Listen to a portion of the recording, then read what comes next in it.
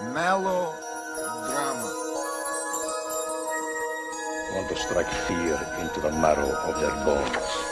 Aš pažinau vieną tokį tipą gracijų. Jis mėgo būti apsuptas pastoviai dėmesio, ovacijų, komunikacijų. Labo vienas generalinių, dar buvo akcininkų ir karčiausių mineralinių. Nežinau tikrai iš kokio miesto kilęs, tas nesvarbu, nes jis dabar turėjo ne namą, o piliai. Krizė štyliai, važinėjo juodu piktų boomerių. 3-6 tai blizgėjo riebiai ant jų numerio. Все как положено, marškinukai prie kostiumo, fonotekui surinkti Kirkorovo visi albumai.